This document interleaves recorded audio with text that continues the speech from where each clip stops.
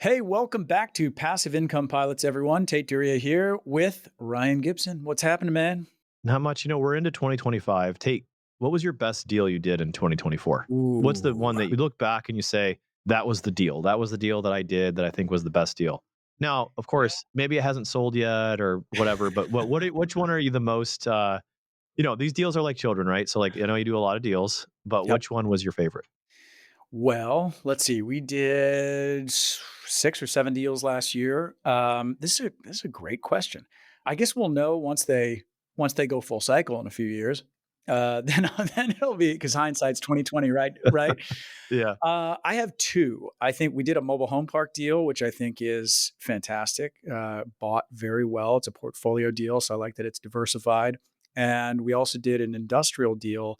And I think that the macroeconomic tailwinds behind industrial right now are very strong because of the reshoring efforts for supply chains and warehouse manufacturing. So those are my two favorites. And of course, we did a storage deal with you guys too, which Yeah. I got to give props to. That's a killer deal. What about you? Yeah. That's a consulate. Well, that was like late in 2024. So I'll let you like include that in your votes for next year.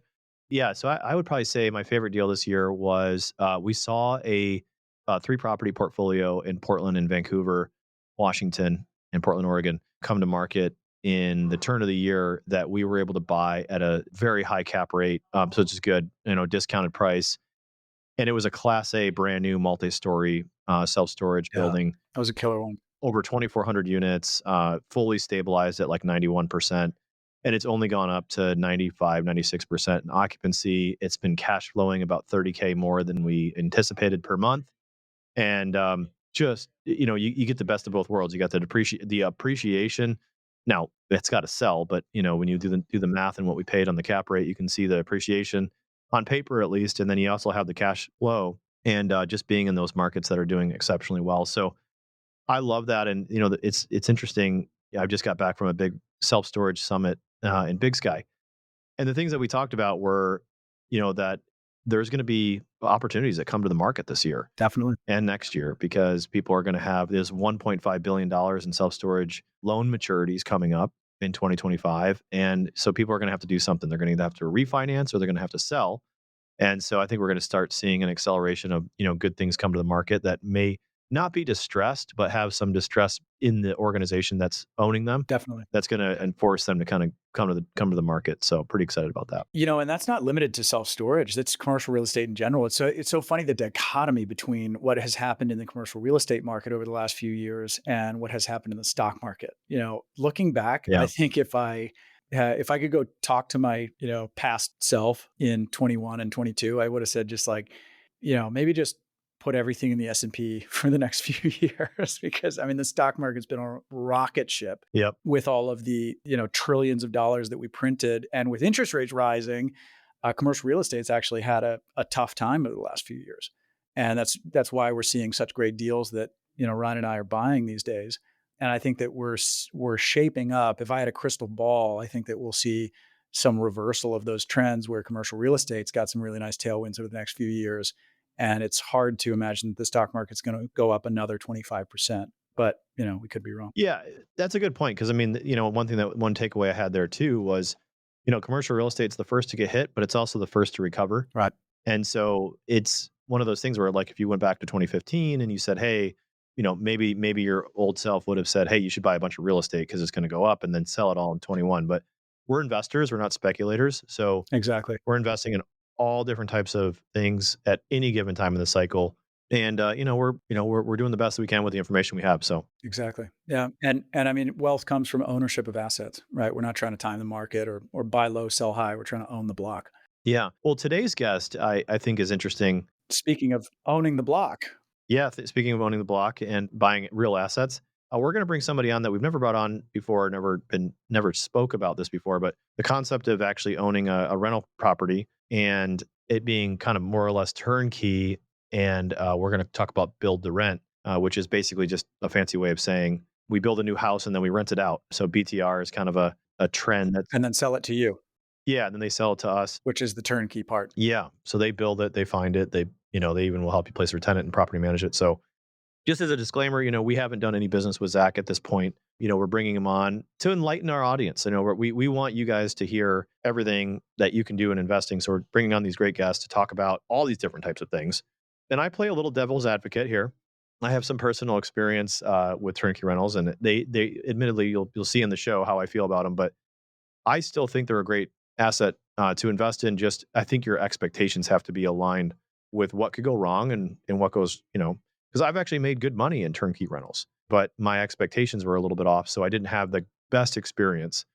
So I hope that we shed some light on that in the show. That hey, if you go in expecting a certain things could go wrong, or what involvement you might have to have, because you hear the word turnkey and you think, oh, just throw the keys at them and see you later, but it might not be that way. And so we want to kind of expose everybody to all the things that could go wrong and all the things that actually can go well as well. So Yeah, yeah, and it definitely, I mean, and I bring this up in the show, but it's not right for everyone. A turnkey is you're losing some of that upside because you're not getting the sweat equity.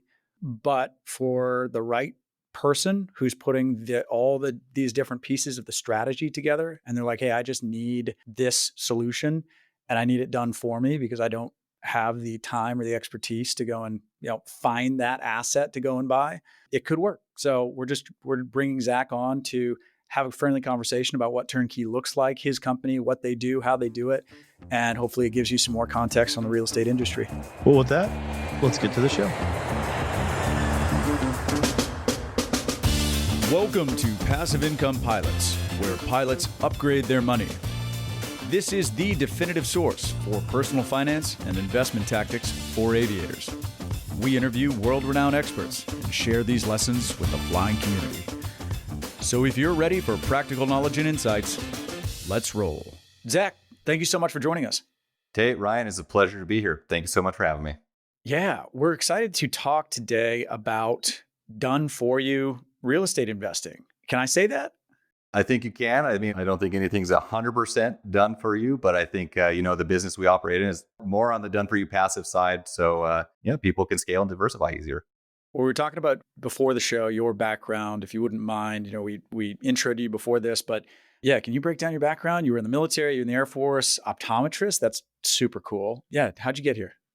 Certainly. So, I mean, our business rent to retirement, we're full-time real estate investors today, but I didn't start there like you gentlemen, and like many of us do. Like I wasn't fully engaged in real estate until later in life. I started my career path as you mentioned, as an optometrist. My wife and I are both optometrists by education. I was on HPSV scholarship for the Air Force. And so that's a health profession scholarship. So they basically paid for school. And I was commissioned as a captain directly in the Air Force after leaving optometry school.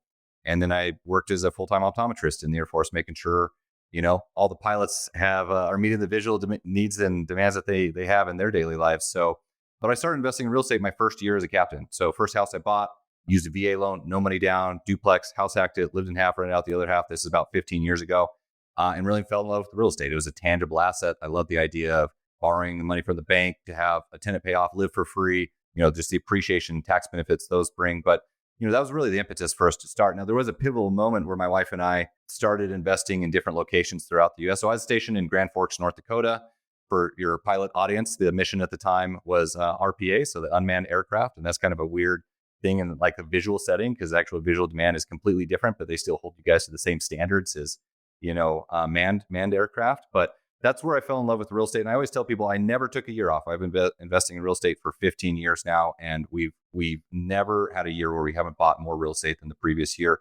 I'm not saying I've made money on all deals, but we just never looked back. But there was a pivotal moment where we started to invest out of state, where we saw better returns, specifically in areas that had growth markets. And that's where we got that really kind of hockey stick growth trajectory, where we replaced, actually after about 5 or 6 years of actively investing strategically in markets that were more growth markets, we replaced our active income as optometrists, earning 6 figures a year. And that was the framework for our business today. Rent to Retirement is helping people pretty much do the same thing. That's amazing. Can we for a second just talk about real estate? Because on this show, I mean, we talk very broadly about, real estate, the stock market, and Ryan and I are involved on the larger, more commercial real estate side of things. We haven't done a lot of digging on like the bigger pocket style, scrappy buying houses, house hacking, like for people that maybe haven't seen the light on what real estate can do for you in terms of supplementing your income or even replacing it, maybe spend a couple minutes just running through, the benefits of real estate versus sticking your money into the S&P. Oh God, I'm going to try to do this in a couple of minutes, Tate, but we could spend all day talking about this. But like, so our core business is residential real estate. And I think this is your bread and butter real estate that just is sustainable, right? You're serving a need, human necessity. Now, at this point, we own just personally a lot of commercial retail. We do some luxury short-term rental, but I will always hold a portion of my portfolio in the residential sector, single family housing or small multifamily. Because there is a huge deficit of housing in the U.S. There's an affordability crisis. We have a deficit of 7.5 million houses needed in the U.S. and houses it's expensive right now. So first and foremost, I think investing in that asset class is predictable and stable. But when you really look at all the ways that you build wealth in real estate, we call it the ideal investing formula. And this is an acronym for all the ways you build wealth in real estate. And I think this will help conceptualize like how it makes sense, why real estate relative to stocks or other things makes way more sense when you really understand using leverage and the tax benefits. But the ideal investment, it's an acronym. I is your income, your cash flow. Most newer investors solely focus on cash flow. And they think, at some level, if I achieve some level of cash flow, I'm financially independent. That's great. And that's X amount of houses. Their mind immediately goes to that. But where you really build wealth and where you can compound that in real estate is all the other ways you build wealth. So D is depreciation and your tax benefits, which are dramatic. We run an 8-figure business and we're very successful and we pay zero taxes legally every single year because we're buying enough real estate to offset our active income. And that's something we help a lot of our investors do. E is your equity build up as the tenant's paying the loan down over time. A is appreciation as values go up over time. L is leverage, and leverage is huge. If your real estate is such a cool concept because you can own an asset that you have 100% of the control over, 100% of the income, 100% of the tax benefits, that you're putting a small portion of your money down, leveraging money from someone else, i.e. the bank, that the tenant pays off for you. And that compounds every single year. And so when you just really understand how real estate works, even at a small scale with a single family house, providing income, but also having mass tax benefits that you can offset against your active income, the home goes up in value. And you can roll that forward with 1031 exchanges. Again, I'm trying to be somewhat quick here, but just when you understand the math of using leverage and the tax benefits around real estate, nothing else compares, hands down. I'm biased, but Yeah, I completely agree. I think a lot of people look at the appreciation curve and they're like, it's about the same. It's like you're only looking at one aspect of it. You're not looking at the whole thing. Sorry, Ryan, I know you're dying to jump in here. No, I mean, listen, we could have hours and hours of endless It's true. tax benefits, why we love real estate, why we got into it. I mean, obviously, like Tate and I own, tens, if not hundreds of millions of dollars in assets in real estate. And like, it's no secret that if you do a little research on myself and Tate, like we're real estate guys, right? Yeah. That's what we do.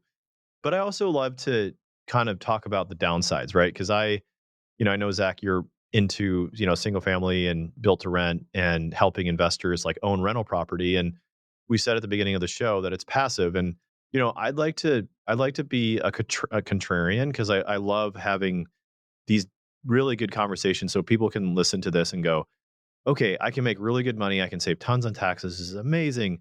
Run to the fire and actually do it and be successful at it. But then kind of get surprised in sort of the bumps along the road. I personally, when I was getting started in real estate, it's like the first thing that you go after is a single family home because it's the easiest thing to get your arms around, in my opinion, in real estate, right? It's you live in a home, so it's a home and you know what a tenant would want because you live in a house, right? And you can rent it out and there's enough information you can sort of grab from the internet and you can do the thing. And there's usually somebody that can help you buy a house, like a real estate agent. My experience in single family rental properties was pretty poor, frankly. And I want to hear, and it's probably just because of the journey I went on, right? Like usually it starts with like bad people being involved or a bad market or a bad house or just not having good guidance, which is why we're bringing you onto the show, right? Because we want to hear from you as to why, your roadmap might be a little bit different than mine. Me, I like found this random guy in Philadelphia, like bought this random house, had this random contractor, got screwed over, ended up with a Section 8 tenant that like, the property manager wasn't doing a good job on managing the place. The thing like was leaking and blowing up everywhere. I had to like fly out there on my days off and like spend all this time with it. I made no money. Right. Then then I went to another turnkey rental property company, and I bought this house in Cleveland, and, they were like, oh, we have 95% occupancy in all of our houses. And then, geez, the 5% must have been me. And it went vacant for 6 months in the dead of winter in Cleveland, and I'm just like, man, I do not want this. Like, this is awful. I cannot wait to get out of this. I thought this was supposed to be passive. It turned out to be very active because they're calling for me about decisions on, do I want this fence or this broke or this inspection, and what do you want to do with the lease? And I still had to go get my own mortgage and all this. It was very active in my opinion when you contrast it to the hourly rate that I was probably losing out on by spending all this time managing single family rentals.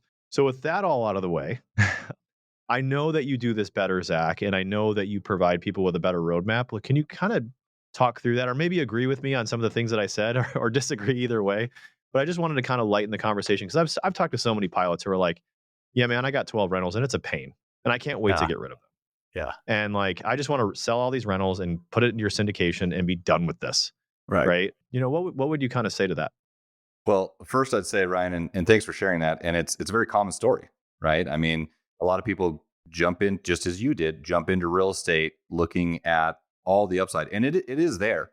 But let me be clear, real estate investing takes work, right? And it takes intention. And it's quite different than turning your money over. And what I'm talking about, what you just referenced, is like actual property ownership. And there's a handful of different ways you can do it. And a lot of different ways you can be successful or set yourself up for failure, right? And really, I've been there as well. Like our first out of state investments, same story. We run a turnkey company now, but some of the first properties we bought were also same story, out of state investments where we didn't know anything about the market. We ended up buying Southside Chicago. They call them two flats or duplexes, that are stacked on top of each other, and they were in D-class areas, beautiful rehabs. But the tenants destroyed them, and it wasn't consistent. Management was terrible, and it's just such a common story. I will say one that when you're talking about actual property ownership, in my opinion, there's no such thing as passive, like truly passive income. Even when you're lending money to someone, you need to spend time doing your due diligence on them. You need to evaluate the operators, the deals. When you're owning a property, like nothing is fully passive. This isn't necessarily for the faint of heart, but you can be immensely successful if you stay consistent. Not every property you buy is going to be a wild success. Not every investment you make, like you will lose money. One of my mentors told me early on, he said, when I was struggling through some of these things, he said, Zach, I've lost a ton of money in real estate, but I've made more than I lost. And this was someone who had a 9-figure business, extremely successful older in his life. And I learned a lot from him. But that kind of let me know that like you got to stick through. But you can save yourself a lot of pain and agony, Ryan, I think, by having an intentional plan.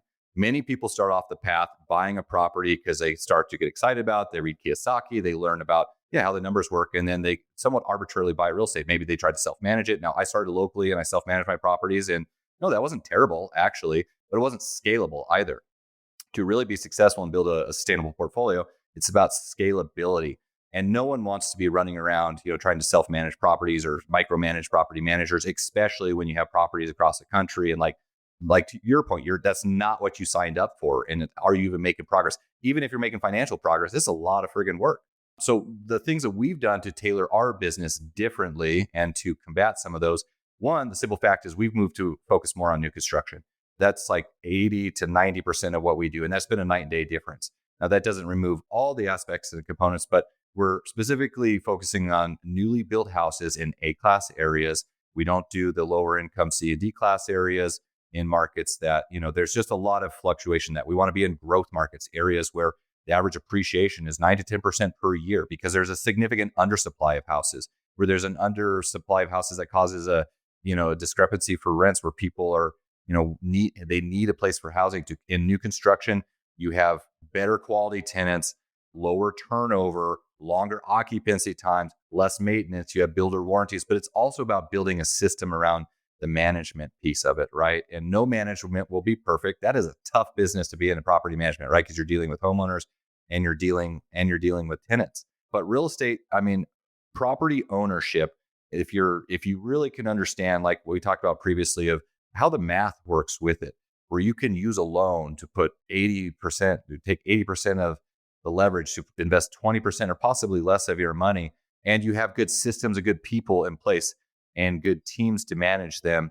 it does make life much easier, and it does make it more scalable for people. Now, the other thing I'll mention is that some people come in thinking that, and I'm talking about, I have a large portfolio and so are you gentlemen, but that doesn't mean that's the right thing for every single person.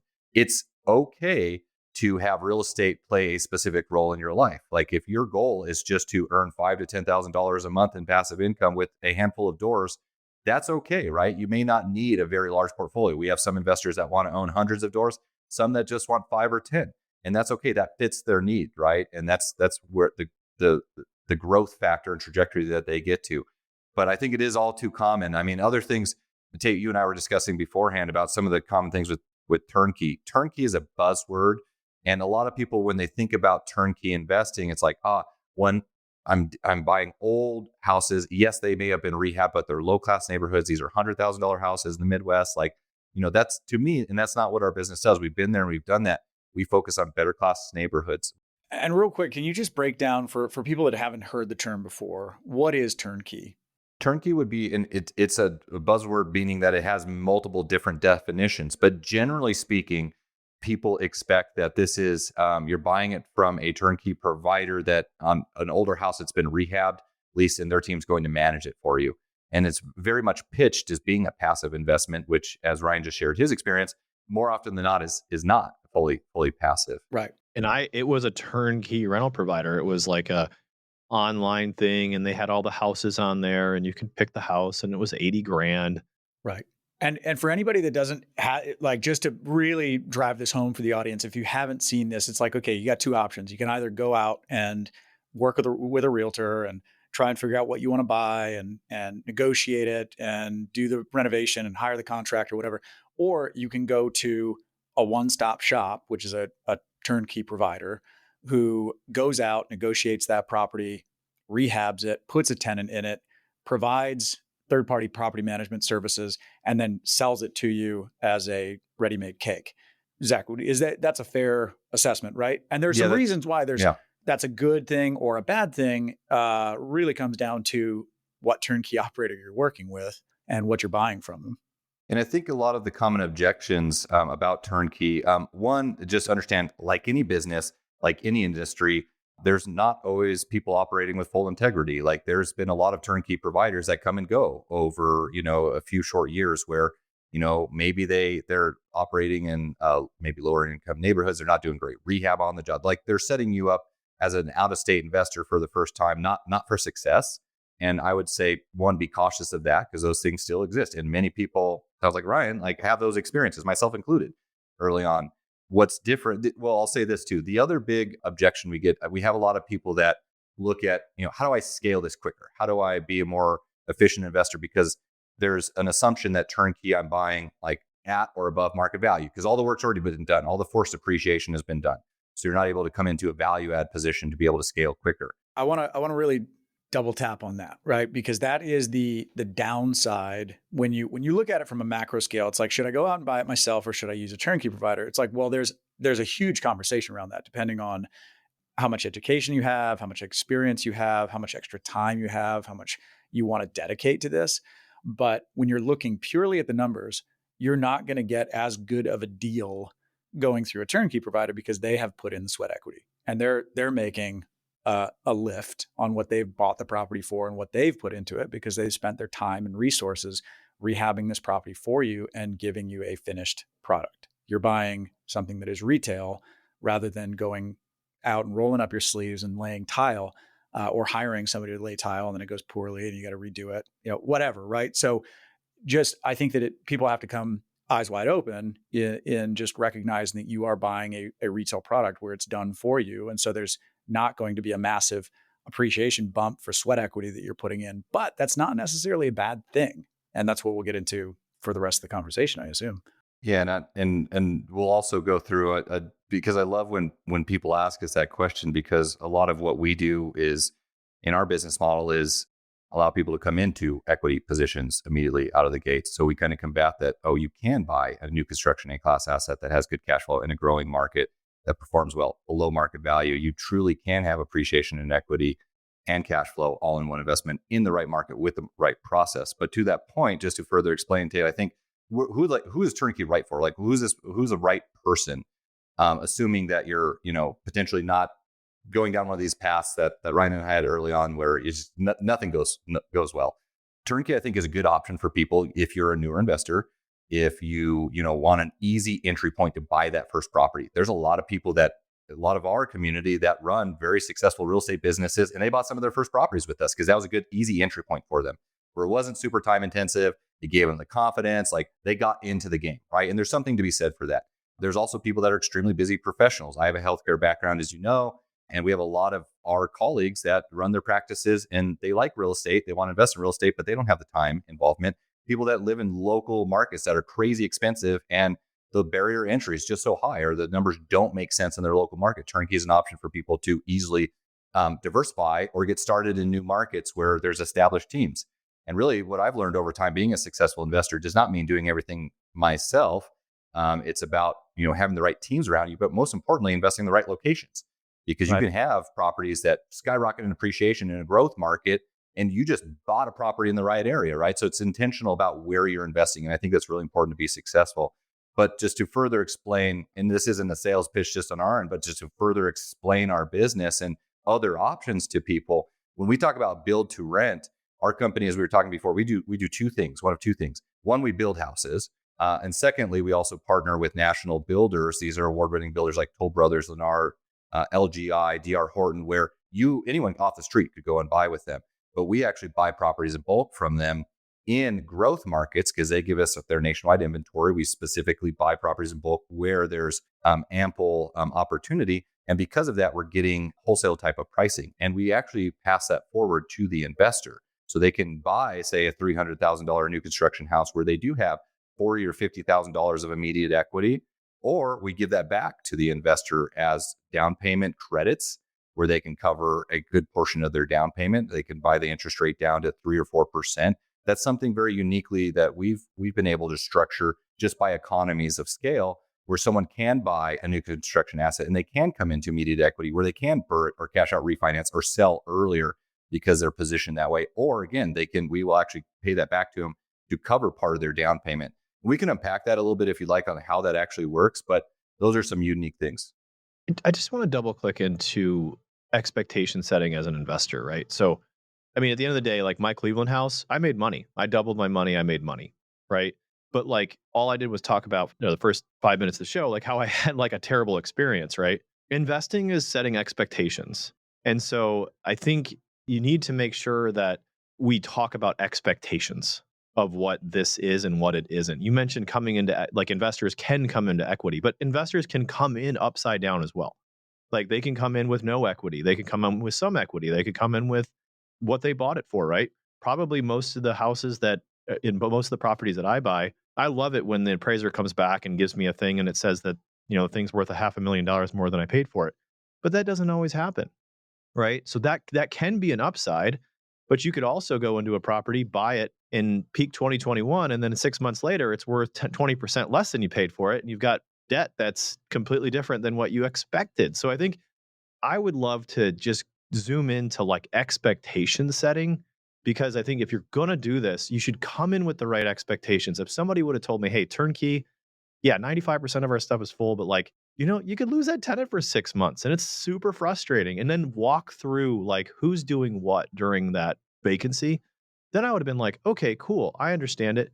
And hey, every time we have a problem with the house, we're going to call you. You're going to have to make decisions. And these are the things that we're going to have to, those expectations that I wish somebody would have walked me through that. So Yeah. I would love, Zach, if you don't mind kind of walking through, like, I would rather hear about like, what are your complaints? Like you get that doctor, you get that lawyer, you get that person who's like brand new to this, right? And they just, I don't know, maybe they skipped your presentation. They didn't pay any attention, and they're, you know what I mean? Like they didn't listen to a thing you said. You have a ton of education out there, and they're just like, what the hell, man? I didn't realize that XYZ. Like, what is that? I want to get into that because like I think everybody knows you can make money in real I estate, love that. but like the expectations have got to be right.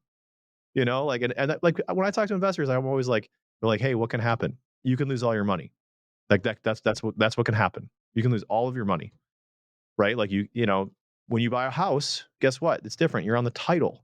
You can get sued, right? Like you can have weather events. You can have all these things. Like and as long as you go in with those expectations, you're kind of like, okay, cool. I'm ready to go. Let's go. Like, and I think so. Can you kind of talk about like what are the things that are people are just like surprised with? I'd love to get into that.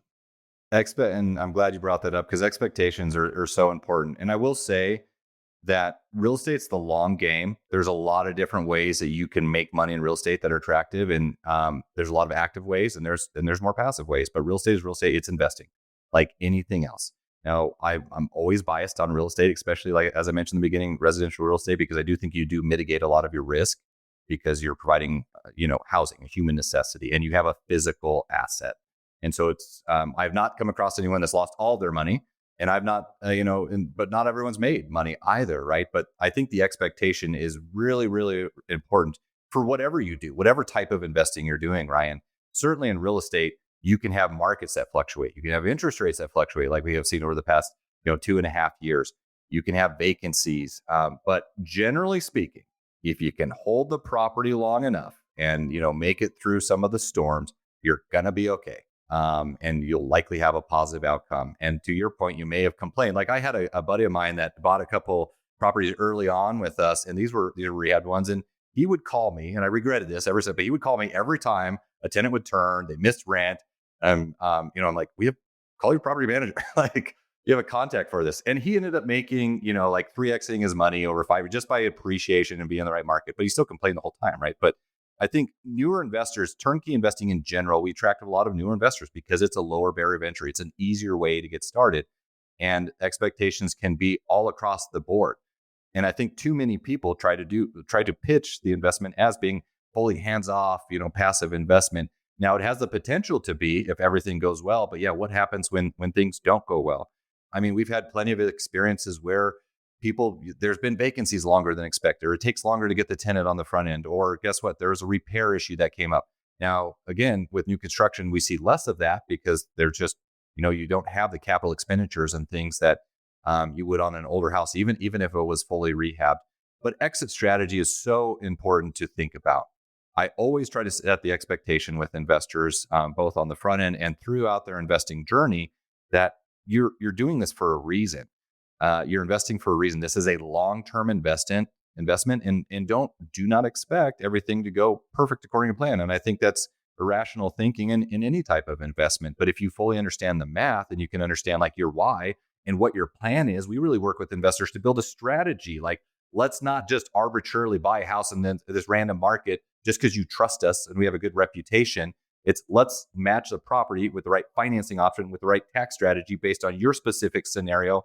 And I do think a lot of newer investors, just in general, they get the shiny object syndrome, where they see a new, especially in real estate. There's so many different ways to make money in real estate, but a lot of people jump into trying to flip a house when they don't have the time or the experience. And yes, they have potential upside, but then all of a sudden that rehab job takes twice as long as expected, or they have a contract, and like all of a sudden they're in a bad position because they're underwater on the property.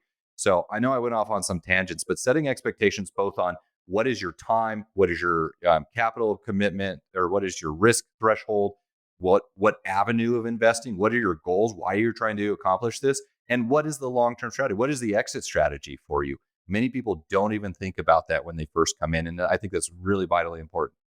I'm a big proponent of new construction. Everybody on the show knows that my wife and I bought a short-term rental in Reno in late 2023, did a cost segregation study, saved a bunch of money on taxes. It's been a really fun project for us. But that was a brand new house, new construction, and it's been great because we've never had a maintenance issue on it. You compare that with, I own a apartment complex on the East Coast that was built in the 1950s, and that thing's a nightmare. And so, yeah, you pay a little bit more for new construction, but boy, it saves you headaches. Can you talk about what you mean by build to rent? This is a whole new asset class that's taking off. And sometimes people call it BTR, built to rent. So explain what that means and why it might be a good thing to participate in. Built to rent is specifically homes that are built for tenants, built to rent. Sometimes these can be communities. Sometimes they can just be specific business models where they're doing infill lots in residential areas. That's typically how we try to operate versus doing a whole community. But these are houses that are built to rent. And so I would say a few things to be conscious of if you're thinking about build to rent. And this is really blowing up more really over the past 5 to 10 years, especially with institutions coming in that are buying up, institutional buyers, private equity, REITs, things like institutions like Blackstone. They're buying hundreds of houses at a time and like making that part of their portfolio. And they take those properties off the market and you'll never see them on the retail market. That's actually, hindering the some of the inventory supply issues we have. But they're houses that are specifically built to rent. So a few things to be conscious of is usually, well, one, when if there's builders that are specifically working in build to rent, which we actually don't, because of the national builder partners we have are building retail specific houses, and we get to kind of cherry pick which ones we want. But we also have a build division that specifically does build to rent. Usually the builder will be, or the company will be very intentional on where they're building. So they're not going, build to rent does not work all over the country. There's specific markets where it does make sense, where there's an undersupply of housing, where like the rent numbers relative to the home prices, relative to taxes. Like we try to be below the median house price point, which is roughly $400K, give or take. We try to be in that $200,000 to $300,000 range, because that's going to be, where you have the most retail buyers in demographically, as well as the tenant demographics that we need. We don't do luxury type of housing, but that's like it's workforce housing, and that's typically what you're looking at. Also, it may mean in some cases that quality of builds are like below retail standards because they're built specifically for tenants. So that's also something to be conscious of. But that's built to rent. Awesome. And one of the reasons why someone might consider a physical rental property versus, say, just investing as a limited partner, I think, is that I'm a big advocate for putting some physical real estate in your portfolio, to not just be a limited partner investor. But the vast majority of my investments today are in limited partner positions in bigger commercial real estate deals, but I still maintain some physical real estate. One of the reasons for me is we've talked on this show ad nauseum about rep status, real estate professional status. You need 500 hours a year in material participation. And go back to episode 75 with Brandon Hall. Check it out. We dive deep into the real estate professional status, but pretty hard to claim that you're a real estate professional without any physical real estate. And then there's also the STR loophole, which we've talked about as well. So these are strategies that you could employ by buying a turnkey build to rent house in some cash flow market, right? Yeah, absolutely. I think when we kind of look at it, and same thing, I invest, I only invest in real estate. So, I'm obviously biased, but I also am very diversified in different markets and different asset classes. And just like you said, Tate, I will always hold a large portfolio in physical residential real estate. I think when you're doing like a comparison of like why that makes sense and how you can be more strategic versus being like an LP in a syndication deal or something like that. One, if we can do like a comparison and contrasting real quick. One, physical real estate, it is going to take more work. There could be, I would argue that there's not necessarily more risk. Actually, that's up for debate with what you're investing in. In a syndication, probably like I've invested in syndications where I have lost all my money and the whole project went belly up, and like that can happen, right? But in a physical asset, it's really unlikely. Like if you own that asset, as long as you don't get foreclosed on, you're likely not going to lose that asset. But really where it becomes advantageous, even though it may be more work, again, it may not be completely passive where someone else is managing all the project for you and you're fully relying on them, you have a little bit more control over the asset. But really, I think where it becomes strategic is a few things. You pointed out cost seg stuff, which we help a lot of our investors do, either via the short-term loophole or rep status, and we can walk through both of those routes. Really, the other thing beyond the tax benefits is using leverage, right? So if you can come in and put a small portion down, versus giving 50, 100K on an asset, and that's basically your shares in that deal, you can leverage as a significantly powerful tool. We have a lot of, just because my healthcare background, we have a lot of docs that invest with us, and they're full time doing their job. Maybe a wife can get professional status. Maybe they're both employees and they can't. They go through the short term loophole. But we help a lot of people build together a tax plan where they use unique leverage. As I mentioned, we have investor loans where you don't have to put 20 or 25% down. Most people don't think that. They think that you have to go the conventional route and use a 30-year fixed loan with 20, 25% down. Well, there's many unique loan structures, portfolio loans specifically with local credit unions and banks where you can put 5% down. And, that really allows you to, and again, yes, it makes sense for you, self-run the cash flow analysis, all the things, but you can be extremely advantageous with, your capital to create this tax scenario, right? Where if you bought $1 million worth of real estate, you put 5% down, that's $50,000. If you run a cost segregation study on that $1 million, our studies, I don't know where yours come in, Tate, but ours usually come in between 30 to 35% of the improvement value. And so that could be, not considering removing land or anything, that could be $300,000 at 100% bonus, which I do think we'll be back at. That could be 100%. That could be $300,000 of tax deduction that you could acquire, which if you're in a state that has income tax, it, puts you up to 40, 45%. Like, that's saving you 6 figures of taxes that you otherwise give it Uncle Sam that now you can reinvest. And guess what? You get to buy more real estate that has additional tax benefits, and you get the snowball effect. So, I think owning real estate, physical assets, yes, there is more work involved, and you may have to hear about tenants, coming and going. That's part of real estate regardless, but it just allows you to have a little bit more control. And I think use leverage and the tax advantages strategically to like really expedite your goals. That was the case for us.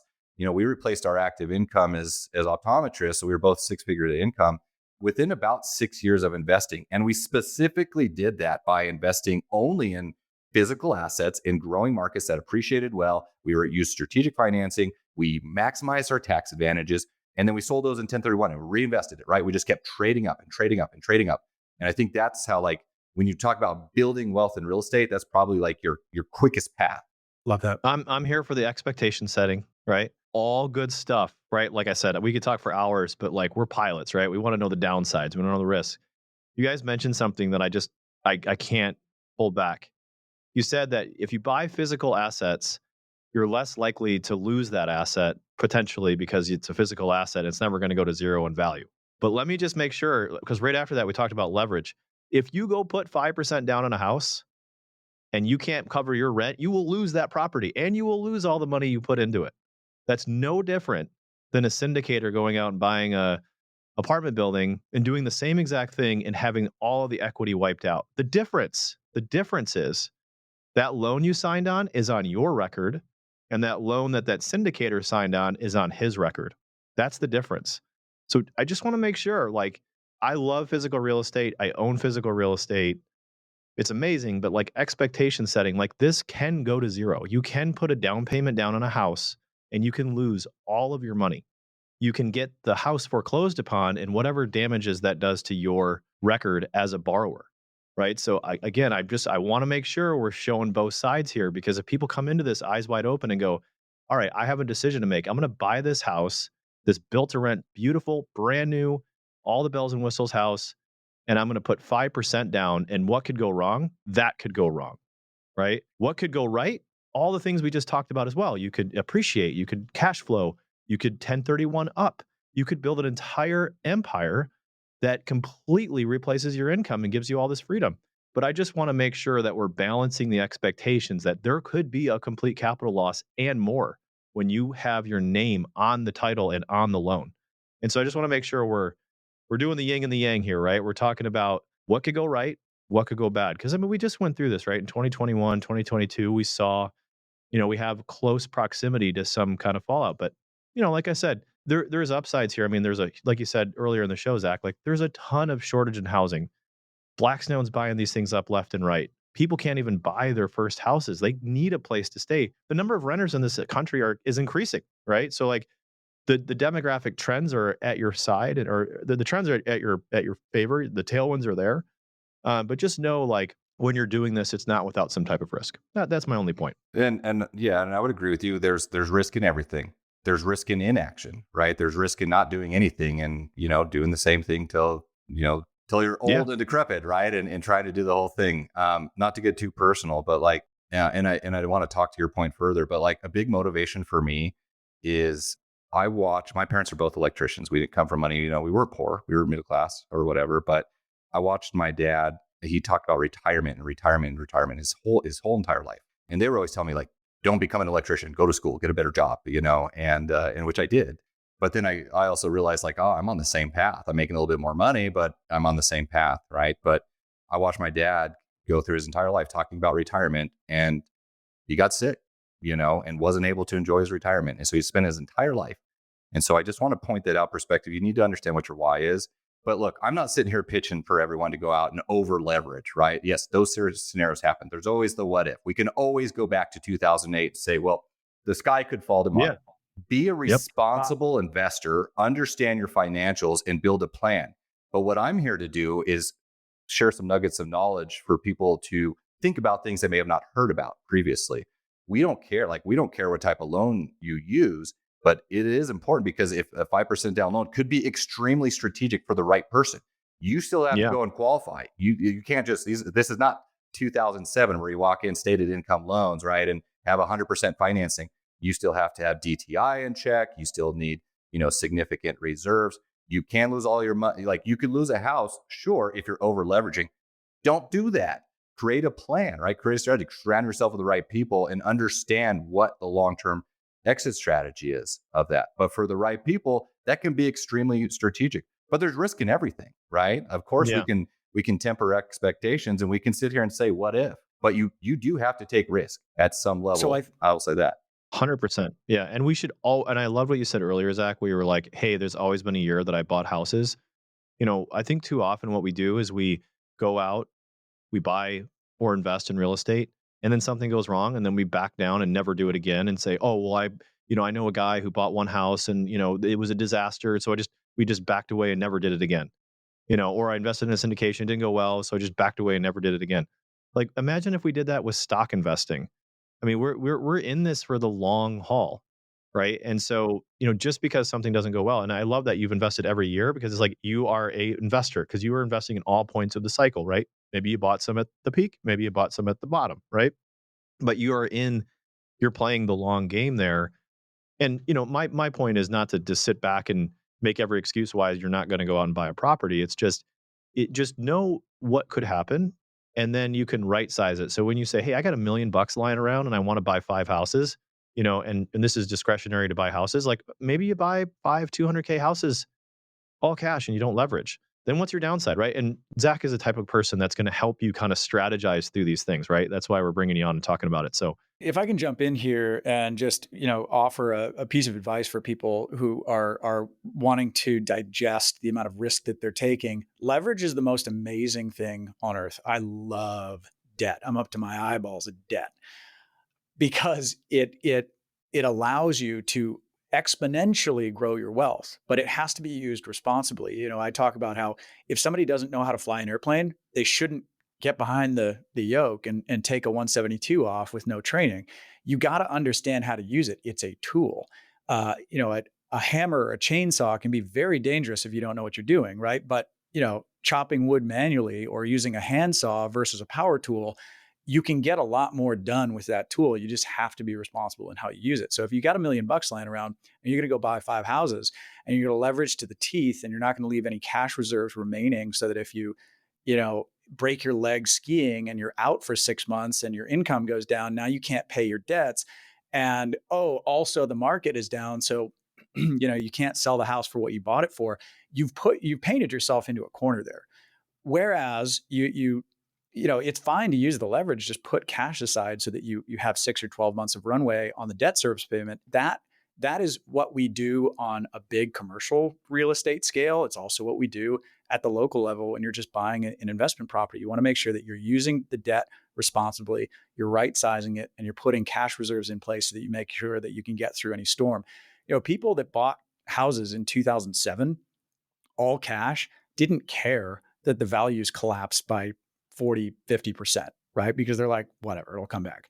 People that bought with 90% leverage were completely underwater and, in a really bad spot. And today is completely different than 2008. We always say, oh, this time's different. This time is different. The fundamentals are completely different. There was a glut of housing back then. We're in a shortage today. The fundamentals are extremely healthy. People have tons of equity. We don't think that there's I was saying this before interest rates rose. I don't think there's any crash coming, right? But defensively position yourself. yeah, Tate, I love what you said. Like recessions, every recession is different. Like recessions aren't like, oh, we're having a recession. Go get the recession playbook and let's read exactly what happened in the last 8 recessions. Like every recession is different and there's different things going on. But exactly. But I think I'll just tag on to this that, we're not here telling everybody they should go buy a turnkey property. What we're doing is giving you an option. when you put together all the strategies that we're laying out on the show, we're not giving you advice. We're just saying, hey, here's everything that's out there. So now you understand what the short-term rental loophole is.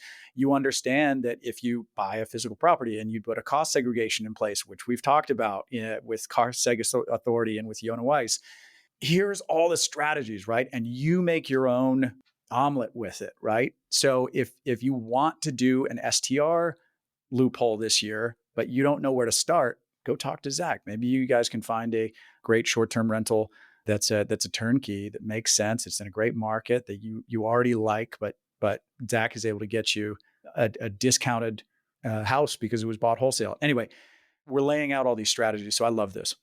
Tait, just to echo, I want to just stay one thing, since we're talking about risk, we're talking about expectation, we're talking about downside, and where things can go wrong. And the number one thing, and this ties into expectations on Ryan's point, and Tait, you called this out. The number one piece of advice I can give to people is, yes, go out and leverage and use debt as a tool and invest in real estate and take risk. But the biggest way you can set yourself up for success when things happen is to have reserves. That's the number one thing, right? Is having reserves. That way, when the properties aren't cash flowing, when your mortgage is, your mortgage is due every month regardless, right? When you have a big expense, you've got to have reserves, and you need to have an appropriate amount of reserves as you grow your portfolio. Like we took out a HELOC on our house and maxed that out, and that is my reserve account. So if I need a $500,000 like this for something, we can go and do that. So I just wanted to call that out, because I think that's actually where a lot of people, especially talking about creative financing and leverage, can get into trouble, is not having the reserves. So Never invest more than you can lose. Yep. Every investor that I talk to, how much should I invest in this deal? Don't invest more than you can't stand to lose. Yep. And then your expectations are right, so. Well, Zach, thank you so much for coming onto the show. This has been really helpful. And thanks for being a resource to Passive Income Pilot listeners. How do we get in touch with you? Yeah, we have a robust podcast and YouTube channel. We put out a ton of information just about market analysis, about some of these different loan options. If you want to learn about build to rent, whatever the case is, or if you just want us to share some of these resources, drive everyone to our website. That's renttoretirement.com, renttoretirement.com. If you're listening as audio, you can also text REI to 33777, and we'd be happy to connect with you and add value. Well, thank you so much, Zach, for coming on. And as always, everybody, thanks for listening. If you have a question about this stuff, you can always email us at ask@passiveincomepilots.com. But until then, catch you on the next episode.